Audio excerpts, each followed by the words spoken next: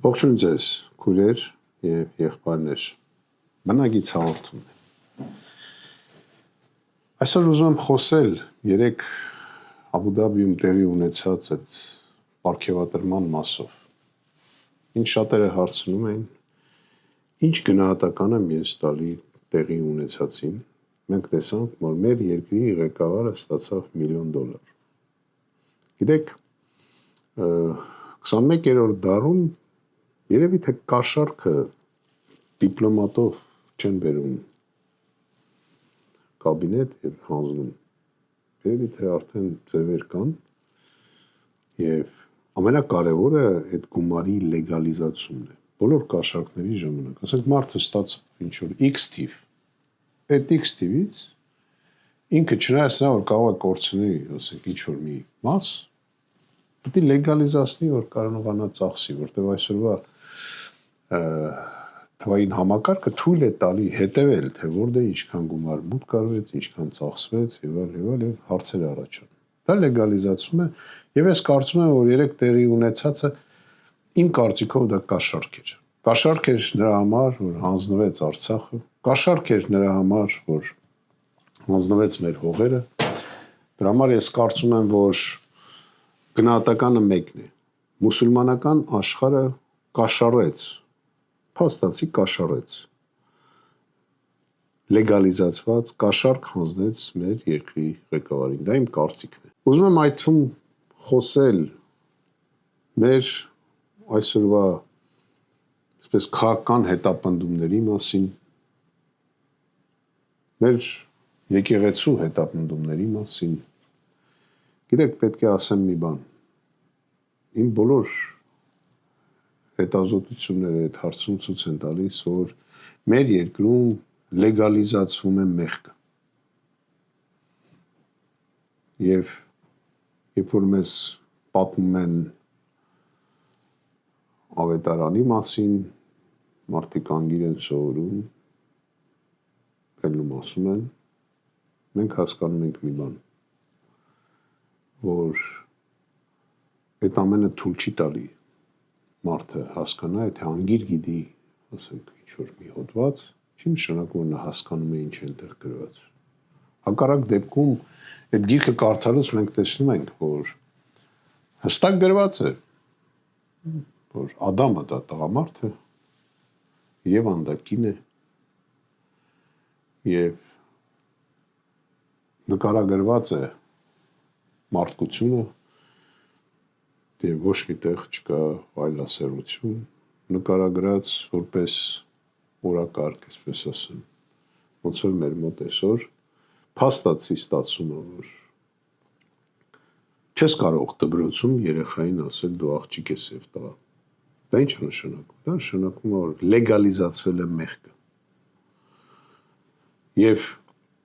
այս հետապնդումները եկեղեցականներին, որ մեղադրում են, ասենք, Բագրատ Սրբազանին, ասում են ինքը ուզում էր, չգիտեմ, դե զինված բաներ աներ եւ այլն։ Զինված բաներ աներ, այդքան մարդը հրաապարակ հավաքել էր։ Կարար առանց զենքի այդ ամեն ինչ, եթե ուժի գնալու լիներ, այդ կատեգորիա մարդիկ ունակ չեն։ Այ մեր երկրի այսօրվա իշխանությունը ամեն ինչի ունակ է։ Ու ես կարծում եմ ապագայում, եթե այսպես շարունակվի, 2008 թվականի մարտի 1-ը թեթև միջադեպի կարգավիճակ է ստանալու։ Կարծում եմ, որ իրենք ամեն ինչի ընդունակ են։ Քանի որ մարդը ընդունակ է գումար վերցնի նրա դիմաց, որ Արցախը հանձնի։ Մարդիկ, որոնք շնորհակալություն են ասում այսօր Ալիևին, չեմ կարող ասեմ, էլ ինչ պետք է անեն այս մարդիկ, որ մենք հասկանանք, որ իրենք մեզ պետք չեն։ Բայց տեսեք, երեք ինքը գումար է վերցնում, այսօր հայտարարում են, որ Արայիկ Հարությունյանը դատապարտվել է ՑՄԱ, Լևոն Մնացականյանը դատապարտվել է ՑՄԱ Ադրբեջանում Բաքվում։ Եվ ինչ է կատարվում։ Ուր ենք գնում, ուր է տանում մեզ։ Հեծանվից պրծանք հմել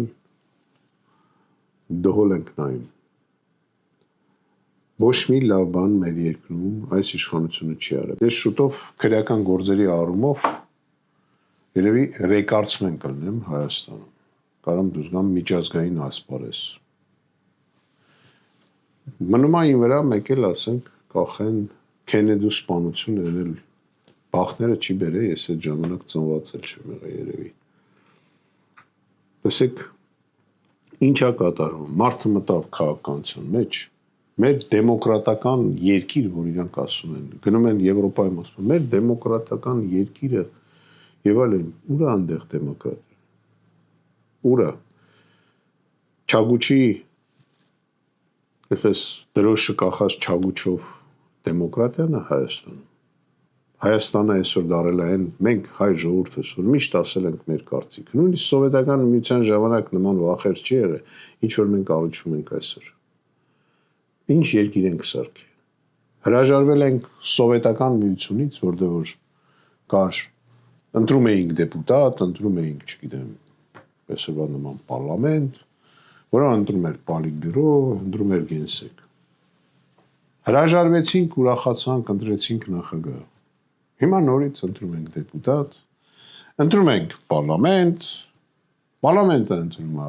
վարչապետ, կառավարություն, ընտրում է նախագահ։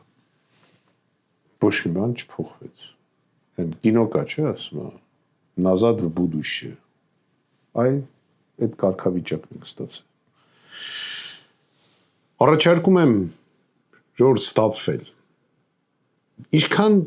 շատ մարդ գնա ապագա ընտրությանը, այնքան սրանց շանսերը քիչ է լինելու։ Հավատացեք։ Ճիշտ է, մենք ընտրություններին չենք հավատում, բայց դա կապ չունի։ Կարծում եմ, որ հավանականությունը, որ կհասնենք ընտրություններին, երևի մի տոկոսային տեսակետից մի 30%, բայց ճանապարհին լինելու են միջև ընտրություններ լինելու են մեծ, այսպես իրադարձություններ։ Ինձ շատ են հարց տալի, ասում են, չի չեք ձերբակալել Նիկոլ Փաշինյանին, երբ որ պաշտպանության նախարար էիք։ Դե ճիշտ ասած, երբ որ պաշտպանության նախարար էի, ընդամենը մի քանի ամիս էի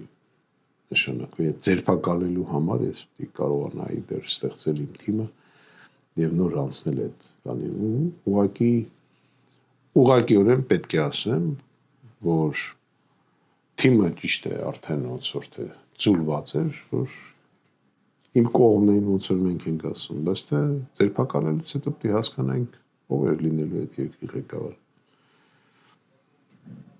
Որտեւ այն ժամանակ ես ինչ չէի տեսնում որպես քաղաքական գործիչ։ Քաղաքական գործիչ ես որոշեցի դառնամ Արցախը հանձնելուց հետո։ Եթե Արցախը չհանձնեին ու այս վիճակը չգցեին մեր ժողովրդին, ես երևի չմտնեի քաղաքականության մեջ, ինձ համար ապրում էի։ Մենք պայքարելու ենք, ժողովուրդ ջան։ Հետևեք մեզ, մենք մոտակա շատ լուրջ հայտարարություններ ենք անելու եւ միասին իրար հետ միասին դուրս են գալու այս վիճակից։ Միացեք եւ պայքարեք մեր հետ միասին, քանի որ ազգեր, որոնք ընկնում են ճակատամարտում, նորից բարձրանում են։ Իսկ ազգերը, որոնք հանձնվում են, վերանում են։